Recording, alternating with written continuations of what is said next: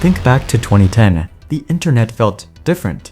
You'd open Instagram and you saw photos from your friends. Real photos, not ads disguised as content.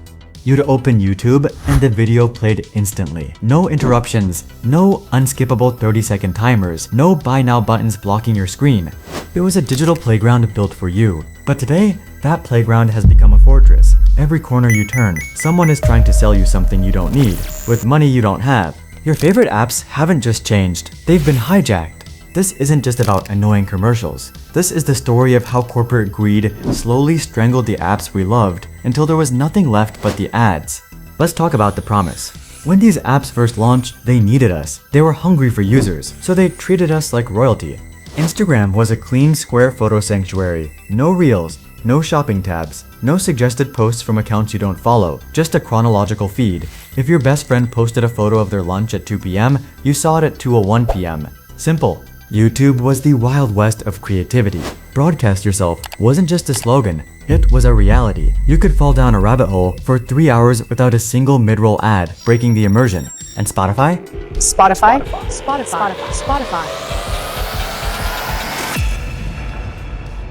It was a miracle. Millions of songs, instantly accessible, for free. Maybe one tiny audio ad every half hour. We thought we'd won the lottery. But here's the thing, we didn't realize there's an old saying in Silicon Valley, if you aren't paying for the product, you are the product. We weren't the customers, we were the livestock being fattened up for the advertisers. So what happened? One word, shareholders. When an app is small, it focuses on the user. When it goes public on the stock market, it focuses on profit. Investors don't want happy users, they want infinite growth. And you can't have infinite growth with a clean interface. The shift was subtle at first. A single sponsored post on Instagram in 2013. A skippable 5-second ad on YouTube. We complained, but we stayed. Then, the enshittification began. That's a real term, coined by tech critic Cory Doctorow to describe how platforms die. First, they're good to users. Then, they betray users to make things better for advertisers. Finally, they betray advertisers to make things better for themselves. Look at Instagram today. It's no longer a photo app, it's a slot machine. The chronological feed was murdered by an algorithm designed to keep you scrolling longer because more scrolls equal more ad placements. They added stories to compete with Snapchat, then filled them with ads. They added Reels to compete with TikTok, then filled those with ads. They even tried to turn your profile into a shopping mall. They stopped caring about your memories and started caring about your wallet.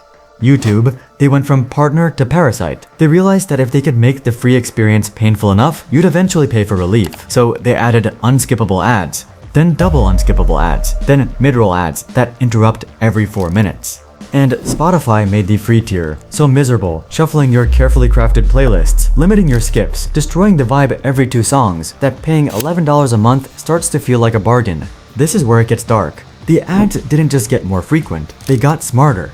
Tech companies started using what designers call dark patterns, intentional design choices meant to manipulate you. Have you ever tried to close a mobile game ad, but the X button is so small you accidentally click the ad instead? That's not a mistake, that's a design choice. They make money every time you misclick.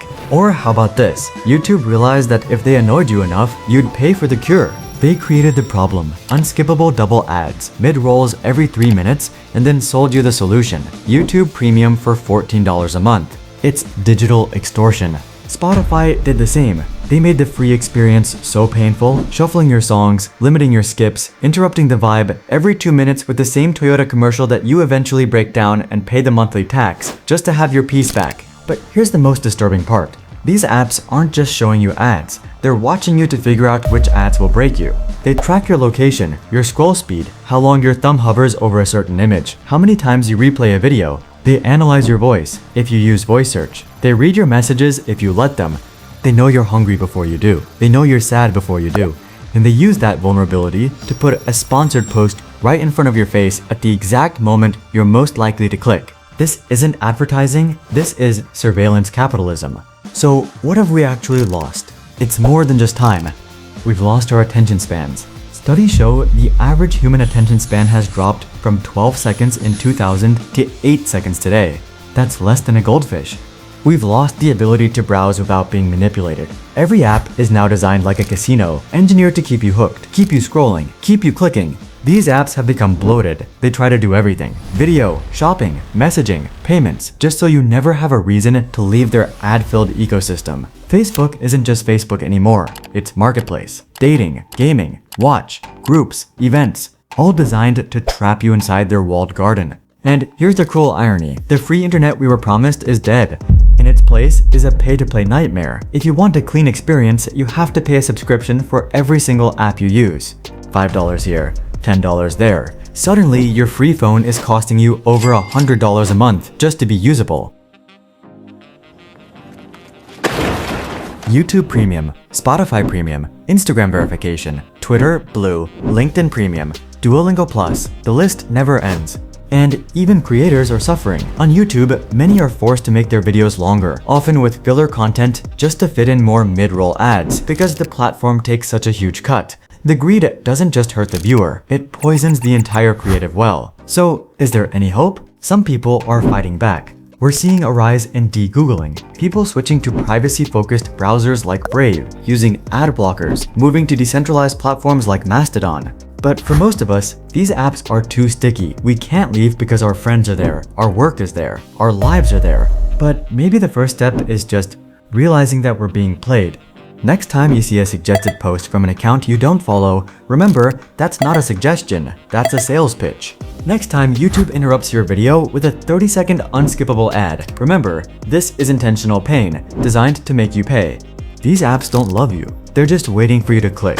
Before you go, I want to hear from you. Which app did you love that's now completely ruined? Was it a game, a social network, a music app? Let's talk about the golden age we lost. Drop your stories in the comments. I read every single one. And look, I'm a small creator trying to tell the truth about these tech giants. If you found this documentary valuable, please hit that subscribe button and turn on notifications. It's the only way channels like mine can survive against these massive algorithms. Thanks for watching, stay aware, and I'll see you in the next one.